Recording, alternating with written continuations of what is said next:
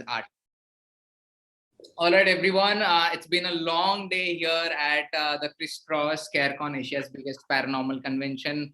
Things started happening at 10:30 a.m. and from 10:30 a.m. it's about 8:30 p.m. of the night, almost 10 hours. And I'm currently ScareCon lagged, not jet lagged anymore, because I've been sitting on this very chair since morning trying to host this very thing.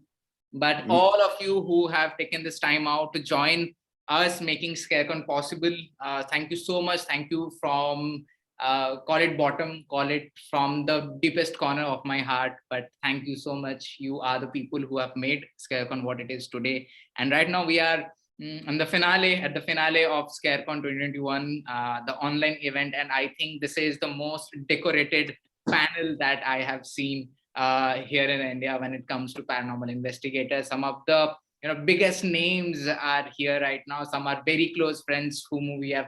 Glenn, I think we know each other for the last 6-7 years, I think. Yes. Started in the EchoVox group, yeah. I believe. A lot of great people from in that group. That's one of the reasons why I have the worldwide connections that we do, like you guys and friends in Australia and Britain and the Netherlands and Canada, everywhere. It's pretty crazy. So just to introduce everyone of you, first of all, I just go maybe with Mr. Ellen Tiller. Now, the fans of ScareCon must already know him because he was there in the first edition of ScareCon. He did, had to disturb his peaceful sleep to give us the time to speak at ScareCon, and he was amazing at the very first edition of ScareCon. So Ellen Tiller is a historian based in Australia, but before being a historian, he's also one of the most reputed and credible paranormal investigators in Australia. He had his shows Haunting Australia with paranormal investigators like Gaurav Tiwari, Rob Demarest, Ian Lawman, and Ray Jordan and Raylene Cable. And the show was, I think, one of the best shows that I've watched in India when it comes to paranormal investigation. And welcome, Ellen, sir, for ScareCon 21. Then we have Brian. Brian was the very first person. I think I took all my courage, I took all my hope, and I just tweeted that, hey, Brian, we are doing this thing. Will you be interested? And Brian was the first person. And to be very honest, Brian, after you, I did tweet a lot of people, and I got reply from none. It was only you and the very first person who just replied saying, let's have a talk on what is happening. And I think that was the point where I realized, okay, ScareCon has gone big now, Now we are where it's supposed to be. So Brian, J Cano, from Haunted Collector to Paranormal Caught on Camera. You have your shows on Sci-Fi to, Discovery Plus right now. Welcome to ScareCon 2021, even though you are there in USA. Welcome to India, virtually. Thank you. And Dustin, I think I have seen you from Ghost Hunters, even though very honestly, we don't, there's not a single paranormal show that is aired in India. So whatever I have seen of you people are the TV recordings that are put on YouTube. So they are illegal, but that's the only way I have watched your shows. To be very honest, call it, Haunting Australia or Haunted Collector, or to Ghost Hunters, go to Ghost Hunters International, to be honest. But yeah, I have seen you growing from Ghost Hunters International to Ghost Hunters to, again, Ghost Hunters is coming back, I think, right? Yeah. Plus. So yeah, welcome to India, Dustin. It's an honor having you around. And Glenn is like a brother to me, to be very honest. And we have known each other for the last 6-7 years. He is one of the finest investigators, and I think a person who researches very deeply on demonology. We have very personal chats on such topics, but I'm honored to have Brian, Ellen, Glenn, and Dustin for this panel of Ghost Encounters International. Thank you so much for agreeing. Thank you so much for bringing out time to be a part of this panel. I just go right into the questions. So Ellen and Glenn, you both know India very closely. Glenn, I'm sure you are very aware of the kind of posts or the things we do here in India from mine and my partner Pooja's post. And Ellen, you have worked with Gaurav very closely for the show and beyond the show as well, and before the show, to understand India. But Dustin and Brian, what are your thoughts when you hear India or paranormal investigation in India? Like, what is your thought when we approached you with ScareCon? We'll go with Brian first. Being on Paranormal Caught on Camera, we get videos from all across the world, and be they in different languages with different customs, there's a common thread that we are all searching. We are all looking for those answers as to what happens to us after we die. Does the soul survive death? Do we go on?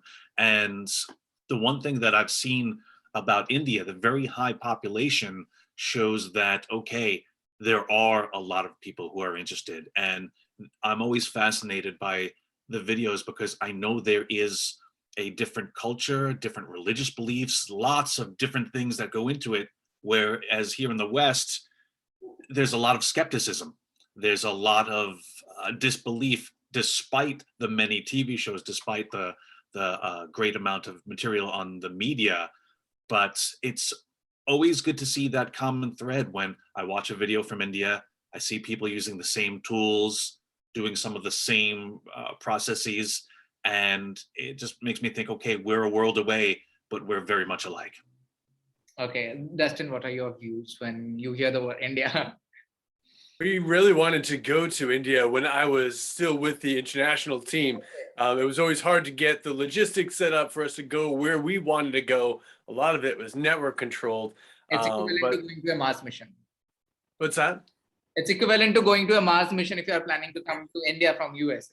Yes, indeed. Indeed. And I really wanted the opportunity. And so when you invited me to be a part of this panel, I was honored to do so because I know about the growth that the paranormal field is seeing in India and the people that are interested in it. And for me, as I traveled and did my investigations, it was always the most interesting to me on a spiritual level. And to see a place with such a large, diverse population, we're looking at Hinduism and Buddhism and Sikhism, amongst so many others. I really like to see how those things meld together. And I'm always supportive of anybody that's on that spiritual journey. And so when I heard about this, I just thought this was a great opportunity to speak to people, normally may not get that opportunity. So I believe all are one, all beliefs are one, and I support all the love that people put out there. Absolutely. That's so amazing for the views that, you both have. But again, even though, like I mentioned before, since you both know Ellen and Glenn, since you both anyway know a bit about the things that are happening in India, again, what is that one thing you are still looking for when it comes to investigation in India, paranormal investigation in India? Like, there's one thing you feel, oh, this is what's happening in my country, and this is what is lacking in India. We'll start with Ellen. I don't think you're really lacking anything. I know equipment's hard to come by over there. Most of the equipment that we get in Australia comes from the US.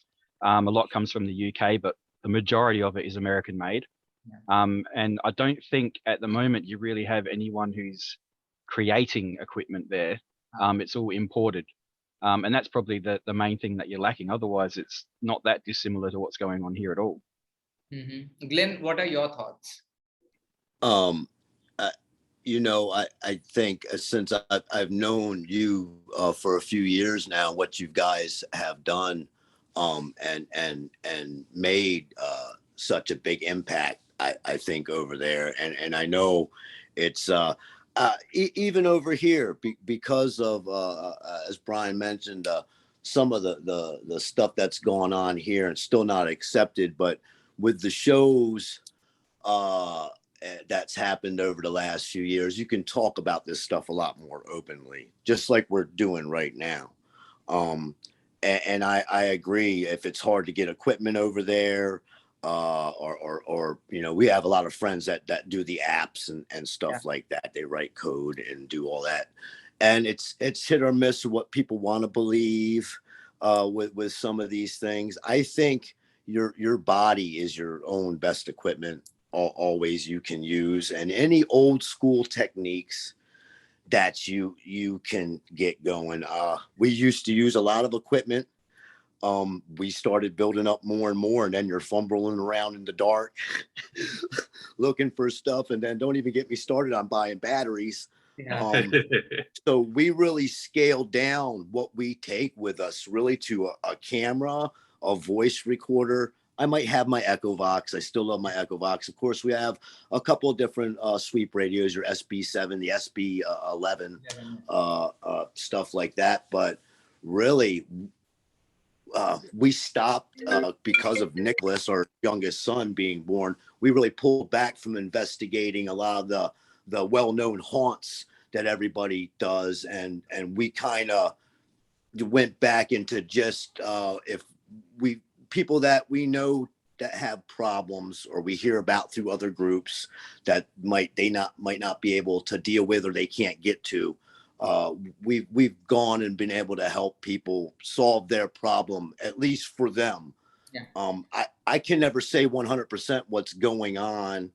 And as far as it is in India too, I know you guys are the superstitions and mythologies and the different religions that go on over there. It can be a real chore. And people can get really nasty in the paranormal as well. Dealing with this kind of thing, you have to be careful that that's what you're just dealing with is just spirit. And there's a lot of, I don't know how to put it. There's people out there that are dealing with a lot of issues right now. A lot of stress is going around. I think that has to deal with spiritual energy as well. It's important who you investigate with, how you're feeling. Don't ever go on investigations if you're angry or upset or been fighting like that, because chances are it's just like anything else. When you got a lot of negative energy hanging around you, you're going to attract the same. And that's not something you want to do in investigating or in life, I think. So I like the message that Sarbajit and them put out there, because I think it's a good message of love and trying to help and understanding, open-mindedness, mainly. It's good to see that, because over here, I don't know how it is really over there. I would love to get to India one day, but over here, things are getting kind of scarce with common sense. Yeah, I think it's contrast to what everyone believes, actually, to give you people the utmost respect for your views. Things are actually really bad when it comes to paranormal investigation here in India, actually. It's, of course, device is one of the major things that we really lack. Either it's coming from China or it's not coming at all. That's how this thing is. And even if it's coming from USA, a device that is, let's say is $60, when it is coming to India, we have to pay somewhere, converting the price and everything, it becomes sort of equivalent to $90 or more. That's how I remember reading that you couldn't even ship electronics in certain parts. They weren't even allowing you to even receive them. Yeah. So that is one thing. But one of the major things, that happens in India, which I have seen personally, considering, like Brian, you mentioned about the shows that are happening. And, there are so many shows on Discovery Plus that are happening right now. They're celebrating Ghostober. And I've seen the schedule of shows, from Help My House is Haunted to Ghost Adventures to, to Ghost Hunters to your very show of Paranormal Caught on Camera. And there are many other shows. Sorry, I'm forgetting them. The one thing, that is not happening in India is a show like yours. And that is because people are still very closed to this very topic. Like if Brian, if you are mentioning that people were closed, then just imagine our condition, to the power -10.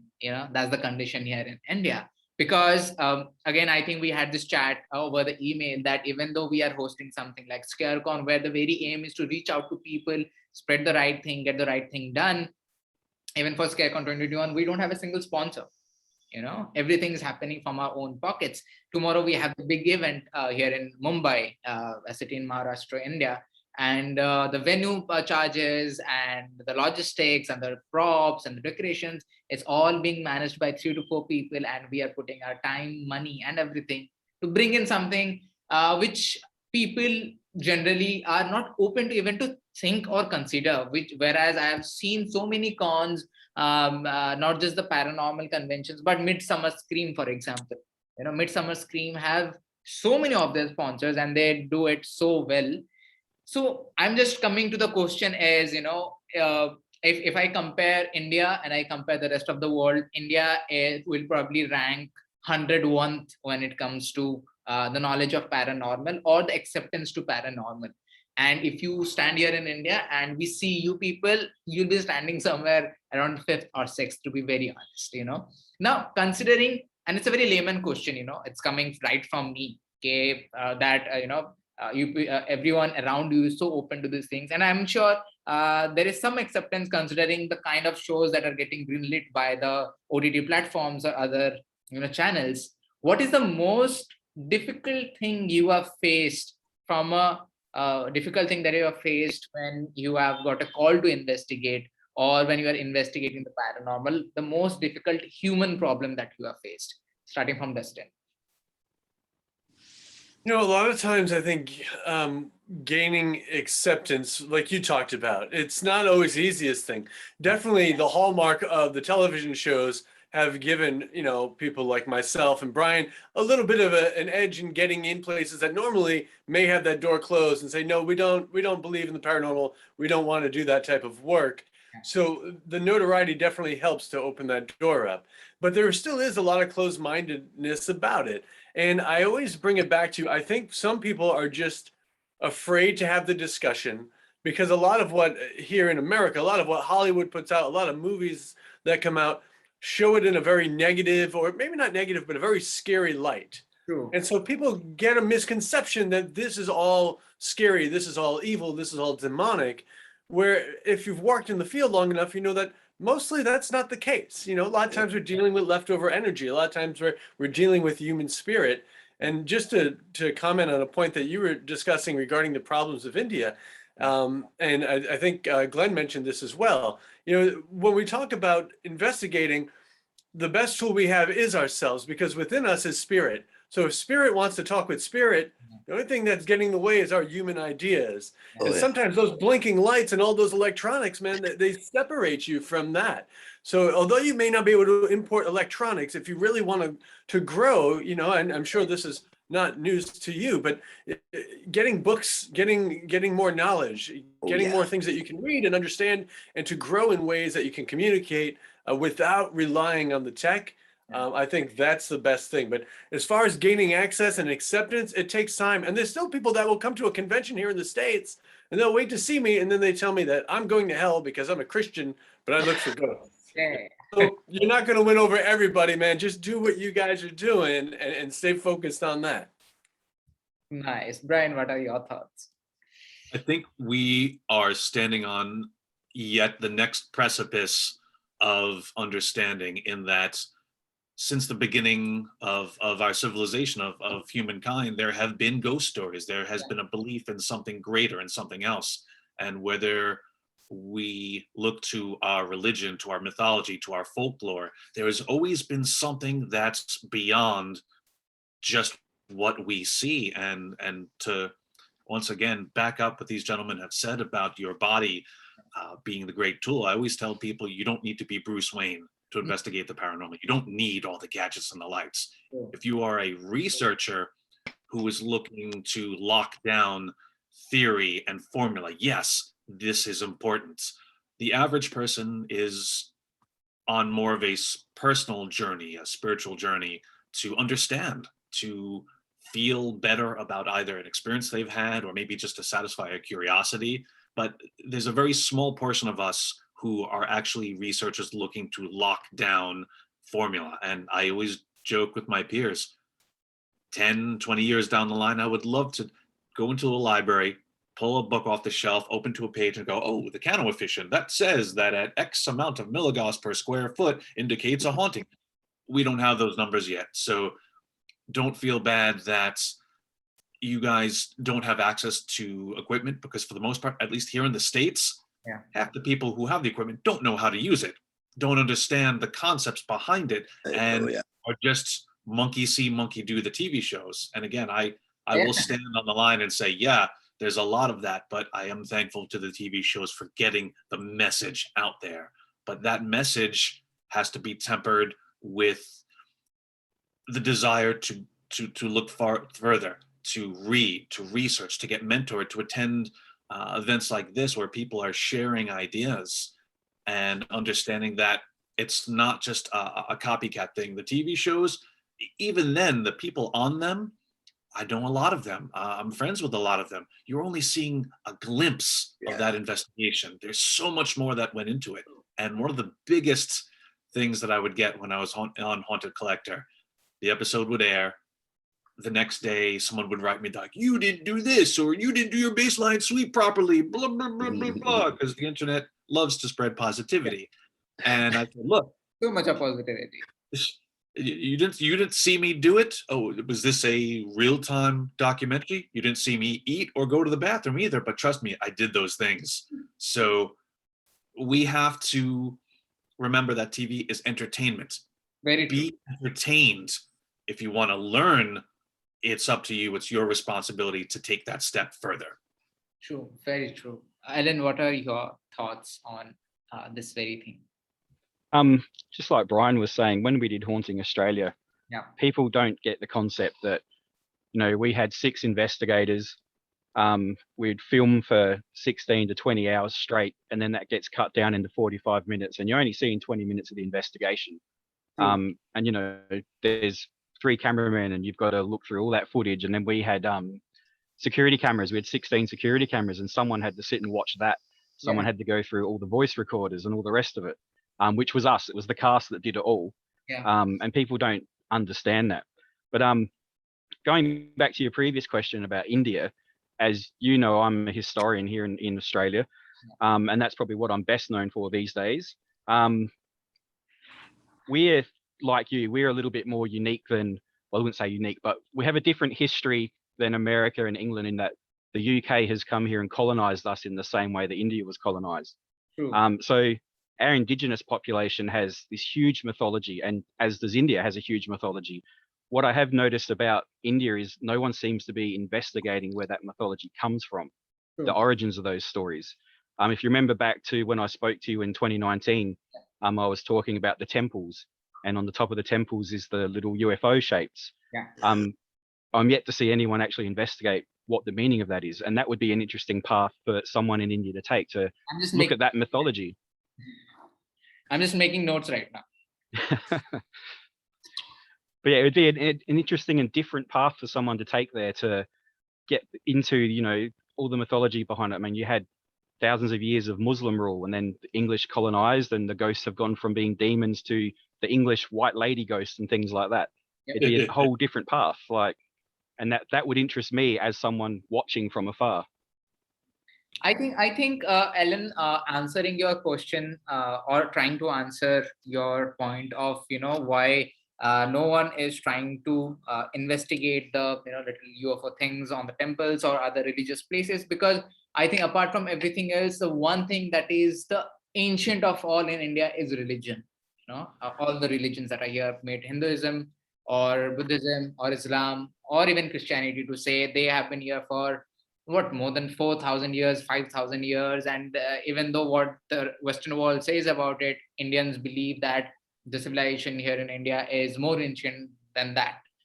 Now, one thing that has happened over the years, Ellen, is, you know, like I was mentioning right before this, even though we are getting open to investigate the paranormal, a bit of it, we're still very close to investigate the, I don't want to put it in a very wrong way, but to investigate something like the one you just mentioned about, you know, UFOs on temples or other religious places, because somewhere people do fear that they might hurt some religious sentiment, you know, which people are very proud of here in India when it comes to religion. And it's a very good thing, to be very honest.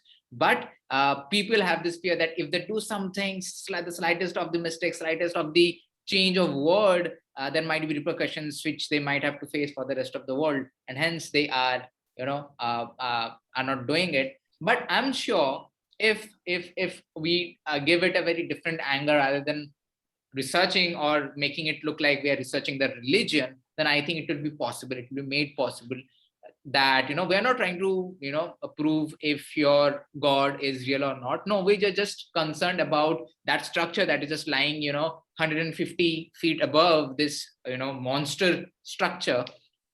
And I think that is how things can be done. But I've made the notes. I'm going to talk with my team, and this is what our next venture is going to be about.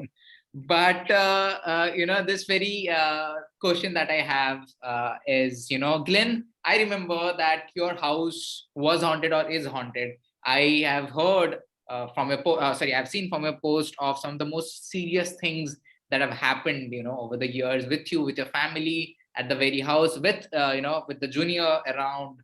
Oh yeah. How are you dealing with those things when, because your son is still a kid, with a kid around the house? How do you manage these hauntings and everything? Well, we've managed to, for the most part, get things under control with Nicholas in the house here, because he's super sensitive. And again, he's 4. He's a child, so there's imagination, and Lord knows he takes after his father. I've had issues. Mine started about 4 or 5. His started almost immediate. I mean, even as a baby, he didn't start cooing and gooing first. He started whispering first, which was really seemed strange to me. And then other things we would notice, and this was in the new home. The other house we lived in Maryland, that's a whole different story. That was a 30-year nightmare almost, dealing with a haunted object I had in the house that I wasn't even aware of. I had suspected I had some things going on there, but when we brought this object to this house, it's when a whole new thing opened. And I found out about that because of my friends at the Ghost Exchange, Steve and Pam Barry. What you mentioned about putting on like a con or doing any of this stuff, one of the biggest problems is you don't make money doing this. Most people really don't. If you do this, it's a labor of love. It's a lot of work, and you spend money doing it. Yeah. But again, with Nicholas, when he got to the point where he was starting to talk, and some of the things he was trying to tell us and he was explaining or trying to were kind of blowing my mind and freaking me out, even though I've seen some pretty crazy stuff over the years. And it's really terrifying when it's happening to someone you love and you really feel like you can't do anything about it. Luckily, we know a lot of people in the industry, a lot of mediums and stuff like that. And we're able to get a lot of input from a lot of different people. A lot of people came in and helped us under the wire. They don't say anything about it. It's a private deal. I let a little bit out of what was going on, just out of just probably wanting to document it a little bit myself, and probably just I don't like to call for help very often.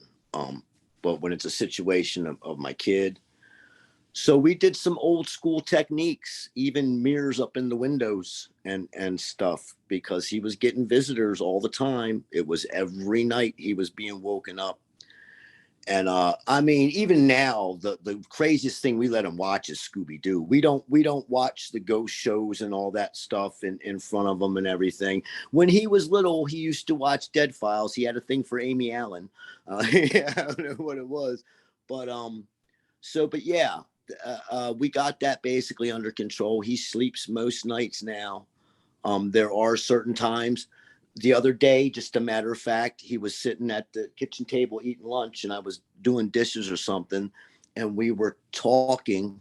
I don't even know what the subject was about, but he said to me, a very matter of fact, he says, "Yeah, at nighttime when I'm sleeping, it feels like someone's lifting me out of my bed." Okay. And again, he's 4 years old, and dealing with what I've dealt with and what I saw when I was a kid, that maybe some parents would just blow that off as the kid's just his imagination or whatnot. I haven't gone as far as to try to put a camera in his room or anything. We've had some voice recordings up there. We've caught whispers and stuff in the house. We're about 15 minutes down the road from Gettysburg, PA.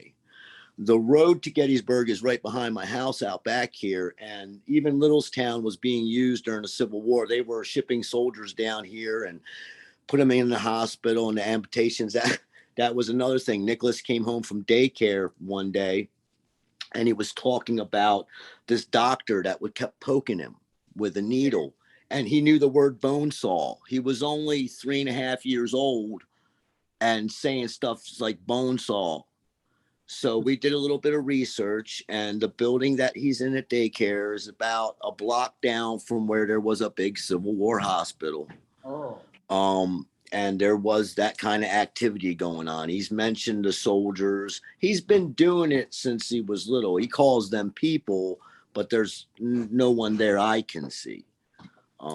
You know, I've been blessed that I don't really see stuff anymore. I more feel them. I can hear them every now and then, but it's more intuitive for me than anything else.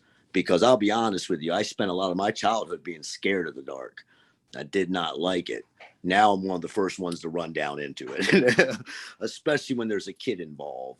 Yeah. I'll circle back to you, Glenn, on this very topic again. But you know, before that, Dustin, you know, with your shows like Ghost Hunter International, you traveled, you know, some of the ancient countries of the world apart from India.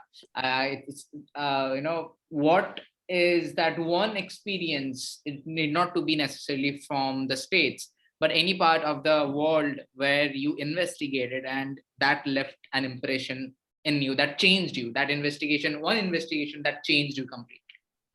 That's a case that I'll never forget. The first case I ever did overseas was in County Offaly in Ireland at Leap Castle. Yeah. And this was a part of the original Ghost Hunter show. Despite us filming it overseas, it was kind of a jumping off point for the international program. And while at the castle, we were up in the attics, the chapel space, and I was there with Dave Tango, one of my friends and investigators.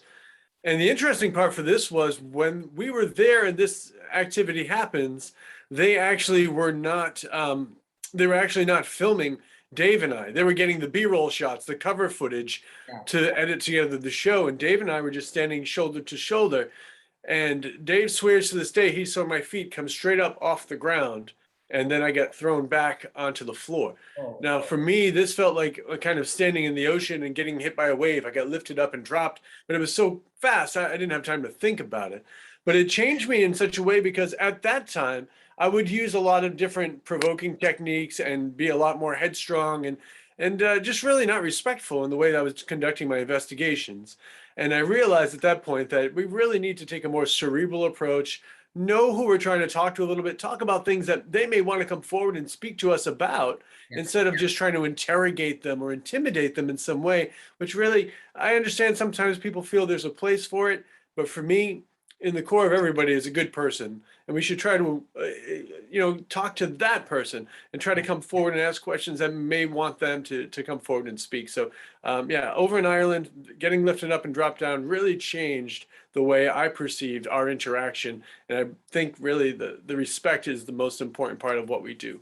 And honestly, that, if you don't mind, that ties into what you were saying too. Like one of the concerns being the religious beliefs, and you don't want to overstep. I totally get that. Traveling the world and immersing myself in different cultures for 2 to 3 weeks at a time, I would read up on the different cultures because I didn't want to be, this foolhardy American that comes along as disrespecting the different understandings of the world and the land. So I totally understand that. And I believe that it can be done in a respectful way. And I'm sure that you and your team will find that way. Yeah, but Dustin, after this experience that happened with you, obviously, like you just mentioned, that it changed you and it made you more compassionate, towards the spiritual world, to put it in a way. But what did the investigator in you react after this incident happened? There must be something going in your mind. For me, the reaction was, whoa, they can manifest to this extent.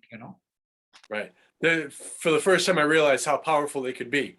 True. I've had an object move before. I've seen a ball roll before, things that don't take a ton of energy to do, but to lift someone who's 160, 170 pounds at the time and push me down on the ground. That was, and in all the years doing this, I've been investigating 29 years, that happened once.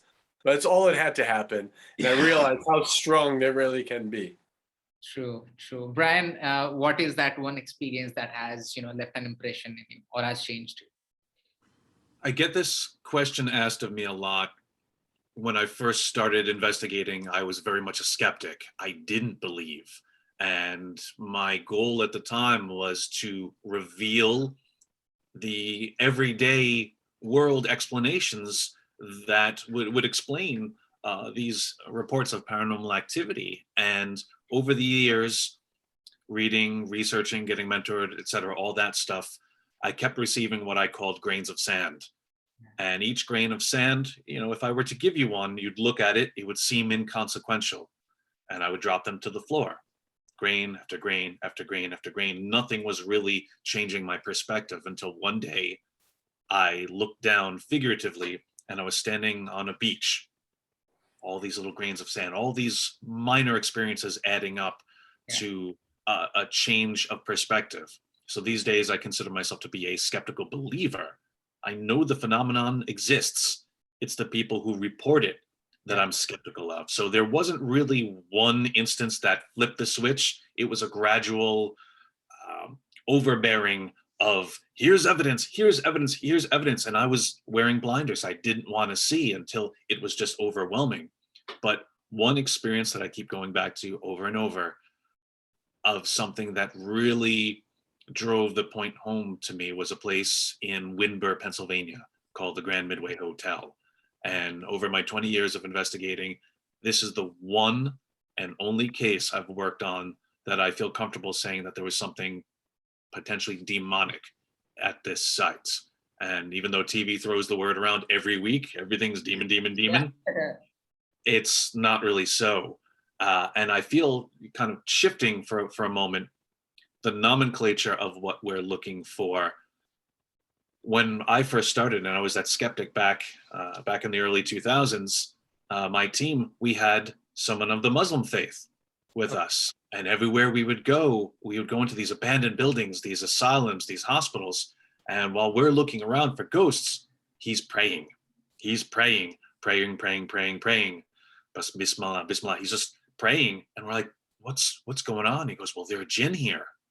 To him, it wasn't ghosts, it was jinn. Everything we were encountering and everything that was responsible for this was jinn. So that gave me a different perspective. And to Dustin's point, you don't want to be that ignorant American that only has that narrow view. So it was good to have someone else of a different culture, a different faith with us. And I implore everyone, if you can, travel, get to know other people, get to know why they do things, get to know their superstitions and their cultures. And even if you don't adopt it as your own, you can understand why they behave the way they do. And having traveled all over the globe, you know, like I said, at the head of this, there are different practices and different beliefs, but the core of who we are is very much the same. We want the same things. We want good things for our family. Don't kill people. Don't be bad. Don't, you know, all the religions have a common thread. And I've noticed that too with investigating. Yeah, maybe I encountered a demon. Maybe it was a jinn. Yeah. Maybe it was an extraterrestrial. Maybe, you know, and again, it was, I think it was Alan's point about investigating why there are UFO-shaped structures on the top of temples. Well, yeah, depending on when in history we all looked up to the sky or looked within ourselves and came up with a religion or a dogma, what was behind that? And whoever had the pen wrote out what we now believe, but the origins of it may be one and the same. Very true. And so insightful, Brian. That was so insightful. Yeah, it actually makes you think, you know, like so many things, just your mind is expanded exponentially to the possibilities. And it's so amazing, actually. Ellen, you know, that one experience that has changed you. So just like Brian, I'm a skeptical believer as well. And in 2015, we went to a place called Beechworth Asylum, which is a very large asylum in Victoria here in Australia. And I was there with Gaurav and Rob Demarest and Raylene.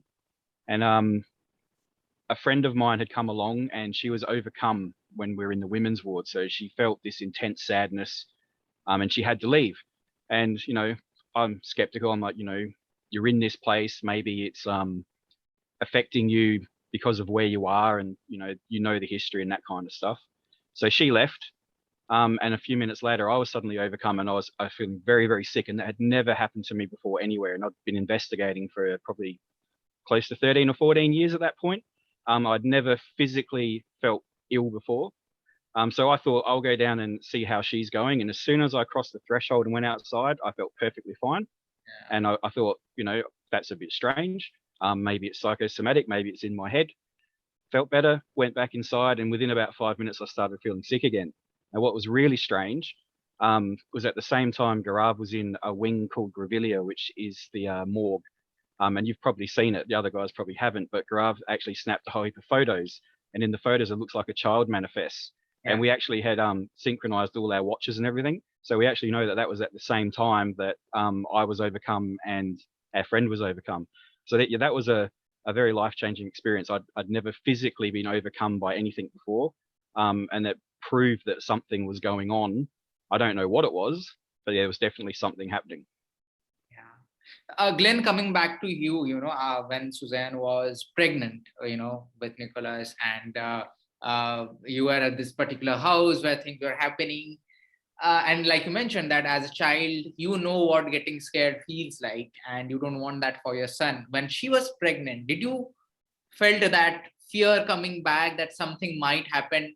I'm so glad nothing happened, but that fear, being a parent, being a father, did that appear? Did it come to your mind that, maybe I should just take extra care of Suzanne at that point? Yeah, I mean, we had a lot of different stuff going on. Us being a lot older, I hadn't planned on having the youngster running around at 50. all our other kids had grown up. It had crossed my mind. We've had other kids, and it was hit or miss. Our oldest child doesn't. He's similar to his dad too, but he don't want anything to do with any of this. So, and they weren't raised in it. This was something I kept from a lot of people, really. My experience when I was younger, it was only because we had a good friend that lived up here in Gettysburg, and we started coming up here that we fell in love with the place. And it's been a blessing ever since. Actually, I know Dustin from the Battlefield Bashes. He's been there since the beginning for many years, and he's the real deal. He is, like he says, he's a good guy. My wife and I have had a chance to meet him and talk with him quite a few times. And to get on the point, what Brian said about all this, everything on TV is demonic, and a lot of people. And I even watch some of these old shows, and I go back and I look, not necessarily the paranormal investigation shows, but some of the like Most Haunted and stuff like that, where they got actors coming in and they overdo so much. And I guess when you investigate enough, you get a little bit jaded. One of the things that you mentioned too is dealing with, and both Dustin and Brian mentioned, dealing with people. Because people can get really nasty, especially if they have a preconceived notion of what's going on in their home. And you got to be careful about medical issues, mental issues, their medications being taken, especially when it comes to when they're reporting really bad, heavy activity. Then as an investigator, are you just investigating, or are you trying to help people? Investigating, trying to give them answers is totally different than coming up with a possible solution. And in some instances, there just are none. There's just some places, it's been my experience, that people just shouldn't live. With Susan, once we found out she was pregnant, we wanted to back off doing a lot of the paranormal, because she's had experiences at haunted locations where she's, for lack of a better word, kind of gotten jumped. She literally has had experiences where it's like someone else is in her or talking through her for a few minutes, and she doesn't even remember what's going on. It's happened twice while we were out there. And there's a couple times where at first maybe you thought she was getting attacked, like psychically, because she would feel like she got hit or something like that. I think over the years we figured out she was maybe feeling what the person, whoever got attacked at that time, well, she wasn't necessarily getting attacked, but she's more of a physical medium. And sometimes she feels possibly what these spirits are feeling. And again, I'm not a 100%. It's weird for me. I started this because I wanted to find answers about my own personal experiences and whether I could disprove them. I spent a lot of my young life thinking I was crazy, and that's no way to be. My folks are from upstate New York. I was born in Maryland. I didn't know a lot about my family. It wasn't until I got older that I found out this kind of thing is in my family as well. So, but it was a big decision for us that when we pulled back, you never can leave the paranormal. I pull back from doing videos and going to all these places, but it was part of my life already.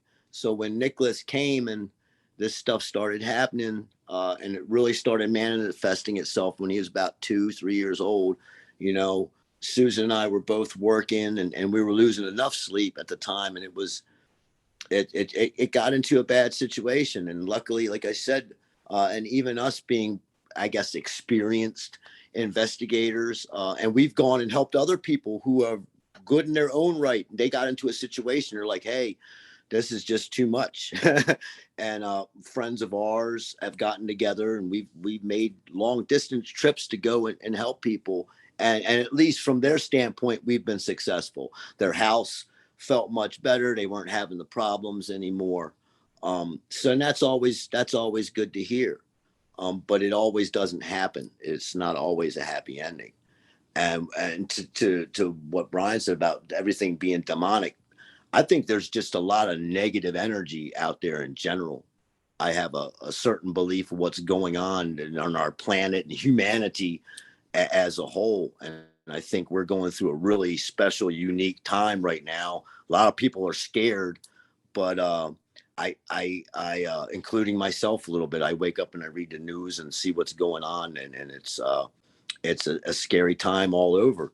Yeah. And I still have faith, though, strangely enough, and that's what keeps me going every day.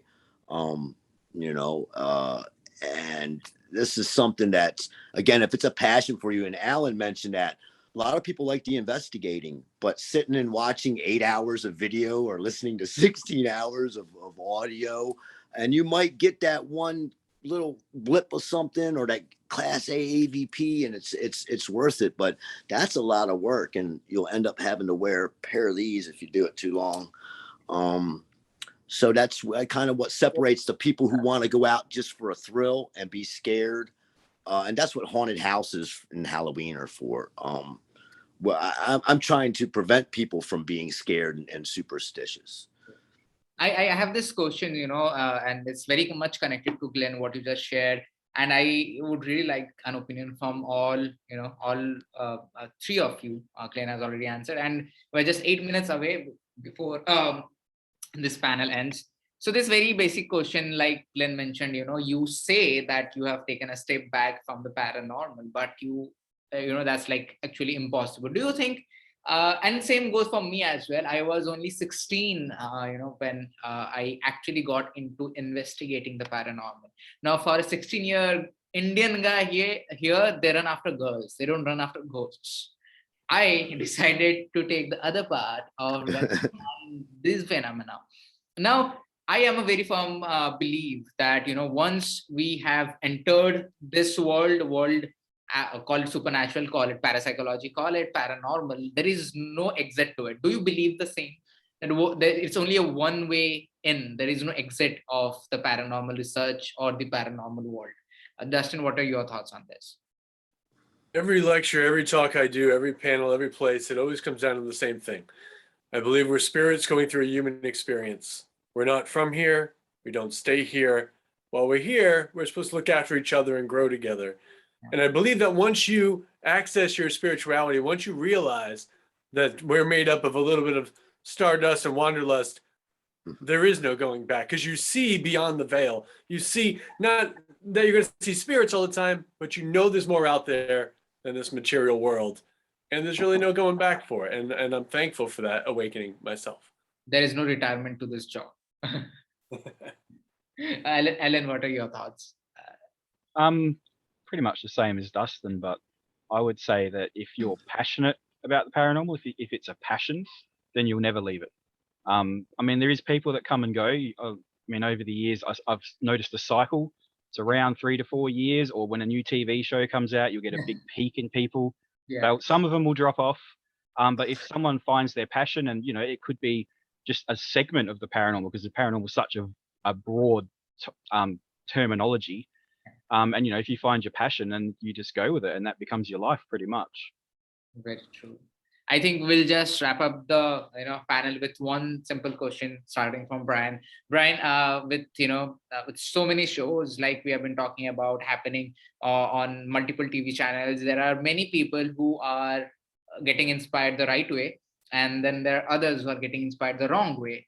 And I'm more concerned about the people who are getting inspired the wrong way, because no matter what we say, no matter what we show, there is always this group of people who think that, okay, it's just all about picking up a camera and just going to a haunted, supposedly allegedly haunted location, and just having that green screen of a night vision camera. That's all they think about. What is that one message you'd like to give to these enthusiasts who are either taking the right path or taking the wrong path, irrespective of that one message you would like to give?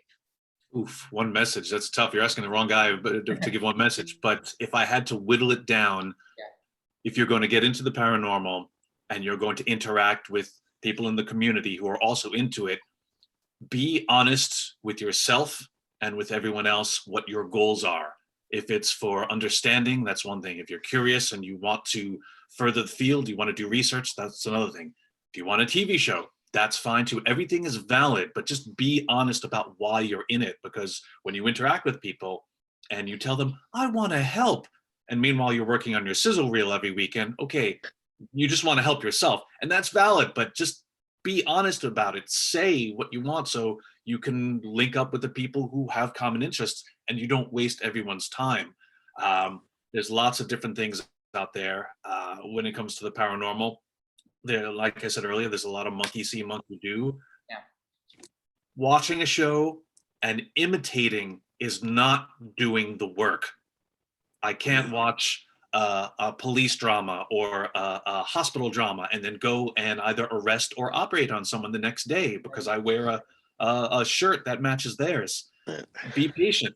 So while you're being honest, be patient, because this takes work. This takes time. Anything worth doing is worth the time invested to do it right. Learn a foundation, get the facts, and try not to lose your humility. Yeah. Being honest and having patience. Ellen, what's that one thing you like to say? Do your research. Know how your equipment works. Know what it was used for. If it was taken from another industry and brought into the paranormal, why was it taken? How does it work? What does it actually do? That's probably one of the biggest things. A lot of people see things on TV and go, oh, that looks great. It's got flashy lights and makes a great noise. But what does it do? What does it actually do? What does it pick up? Do your research. That would be my main message. Dustin, what is that one thing? For me, it's knowing that we don't all have to sing from the same book. We don't all have to have the same ideas. We can have different thoughts, and we can be respectful of those thoughts and learn from each other. And that's how we can grow and go forward, by being open to different ideas and being respectful of those ideas. Very true. Glenn, one thing. Oh, well, being respectful, especially if you're going into people's homes, not only respectful of those living people, but if you believe in the soul, in the human spirit, that's people too. I think a lot of people get scared of ghosts because of how they're portrayed in movies and everything else, but you got to remember that's part of that person. That's that we know every little cell and organ and just about how the human body operates and all, but we still don't know what that spark really is or where it comes from, and we can't recreate it. That's for me, my little part of the world, that's a spark of the divine, and that's something that should always be respected. That's all I can say. So to repeat to all the paranormal enthusiasts who are watching right now and are going to watch later, to be honest, have patience, do your research, be respectful. And Dustin, you mentioned about respecting each other's opinions and being open to the ideas. I think that will be it, gentlemen. Thank you so much for joining in from Australia and the States to ScareCon 2021. One day, it is my wish, and I'm into that. I'm going to bring all of you to India someday for ScareCon 2021. Dream of mine. Yeah, everything will be compensated. Brian, Dustin, that is the time we'll be paying you for your time. But this time, thank you so much. This is very new to me, very honestly, Brian and Dustin, this is very new to me. I had no idea about it. Otherwise, I would have surely asked, because Ellen and Glenn, Ellen has been a friend since Haunting Australia began. And, we have known each other, same for Glenn.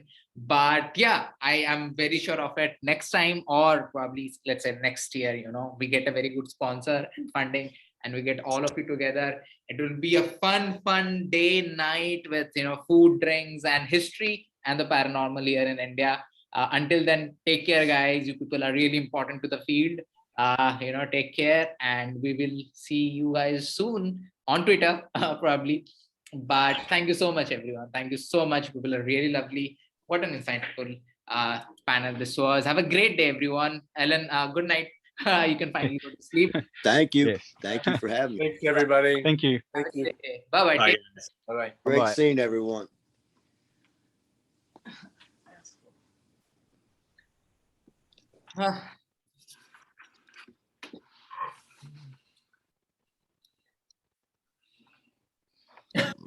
They'll see you.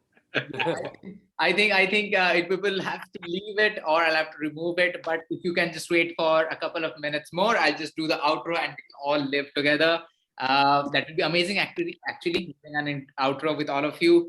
To all of you, to everyone, to Neil De Silva for Fright Ventures and Horror Writing Association of India for being a partner of Crisscross ScareCon 2021.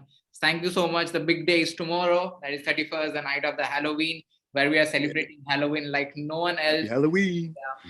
Yeah. And thank you, everyone. Thank you so much. You have no idea how much this means to me, my team, and Pooja, and everyone who is involved. We worked really hard to do what is happening right now. And thank you so much for giving us the probably this is what we deserved, and we have deserved more than we actually, I think we have, received more than what we deserve, I think. But thank you so much, everyone. Thank you so much for staying for another couple of minutes. Now we can all live together. Good night, everyone. Good night, the people of India here, and have a great day, everyone else. Happy Halloween, and take care, everyone. We see you tomorrow in Mumbai. All righty. See ya. Take care. Bye.